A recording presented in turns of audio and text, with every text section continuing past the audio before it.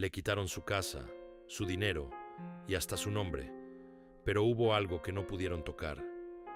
Al principio, nadie entendía por qué no estaba destrozado, porque si mirabas su vida desde fuera, parecía que lo había perdido absolutamente todo. Tenía una casa grande, un negocio que funcionaba, gente que le respetaba, una rutina que parecía sólida, estable, envidiable, y en cuestión de meses, todo se vino abajo. Primero fue el negocio, un problema legal que no esperaba, un socio que desapareció justo cuando más hacía falta, deudas que empezaron siendo pequeñas y terminaron siendo imposibles de sostener. Recuerda ese momento exacto, una mesa, papeles delante, un número en rojo que no dejaba de crecer. Ese fue el día en el que entendió que ya no estaba jugando para ganar, estaba jugando para no perderlo todo. Y perdió. Después vino la casa. No fue de golpe. Fue peor. Fue lento. Cada carta que llegaba, cada llamada que evitaba, cada noche mirando al techo pensando, igual mañana lo arreglo. Hasta que un día ya no había nada que arreglar. Firmó. Y con esa firma, no solo entregó una casa, entregó una parte de la identidad que había construido durante años, porque no duele solo perder cosas, duele perder quién creías que eras, pero lo más duro no fue eso, fue la gente. Las miradas cambiaron, algunos dejaron de llamar, otros empezaron a hablar, y unos pocos disfrutaron en silencio de la caída. Pasó de ser el que lo había conseguido a ser el que lo perdió todo. Y ahí es donde la mayoría se rompe, porque cuando el mundo deja de verte como alguien valioso, empiezas a preguntarte si alguna vez lo fuiste. Durante semanas vivió en automático, dormía poco, pensaba demasiado y repetía en su cabeza la misma pregunta: ¿cómo he llegado hasta aquí? Pero un día pasó algo distinto.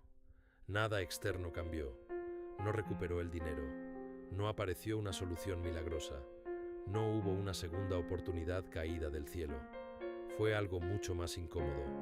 Se sentó solo, sin distracciones, sin ruido, sin nadie a quien culpar, y por primera vez dejó de mirar hacia afuera y se hizo otra pregunta, una mucho más peligrosa. ¿Qué es lo único que todavía depende de mí?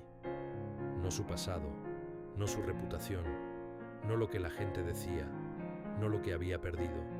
Solo eso, lo que aún estaba bajo su control. Ese fue el punto de inflexión, no porque todo mejorara, sino porque dejó de esperar que mejorara. Empezó con cosas pequeñas, muy pequeñas: levantarse a la misma hora, cuidar su cuerpo, ordenar lo poco que tenía, cumplir con su palabra, aunque nadie estuviera mirando. No había aplausos, no había validación, no había resultados visibles. Pero había algo nuevo, dirección y, con el tiempo, disciplina. Y con la disciplina, algo aún más raro: paz. No la paz de quien lo tiene todo, la paz de quien entiende que nunca lo tuvo, porque ahí es donde la historia cambia de verdad. Un día, alguien le preguntó: ¿cómo aguantaste perderlo todo? Y su respuesta fue incómoda. Dijo: no lo perdí todo. La otra persona se quedó en silencio, porque desde fuera era evidente que sí. Casa, perdida; dinero, perdido; estatus, desaparecido. Pero él negó con la cabeza y dijo: perdí cosas, pero no perdí mi capacidad de decidir cómo responder. Y ahí está la diferencia que casi nadie entiende. Puedes perder tu trabajo, tu dinero, tu posición, incluso a personas, pero hay algo que nadie puede quitarte, a menos que tú se lo entregues: tu juicio, tu forma de interpretar lo que te ocurre, tu decisión de actuar o rendirte. Eso siempre es tuyo. Epicteto lo decía hace más de 2000 años. No son las cosas las que nos afectan, sino lo que pensamos sobre ellas. Y ese hombre, sin saberlo, lo estaba viviendo, porque mientras todo a su alrededor se derrumbaba, descubrió algo que la mayoría nunca aprende: que la verdadera pobreza no es no tener dinero, es no tener control sobre uno mismo. Pasaron los meses, luego años. No recuperó su antigua vida. Construyó otra, más sencilla, más silenciosa, más real. Ya no necesitaba demostrar nada.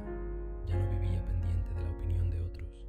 Ya no confundía lo que tenía con lo que era.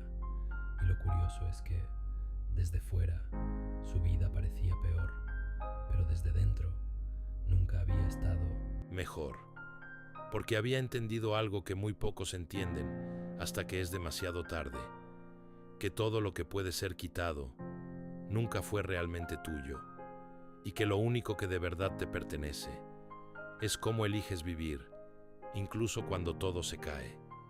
Así que la próxima vez que sientas que lo estás perdiendo todo, hazte esta pregunta: ¿qué es lo único que todavía depende de mí?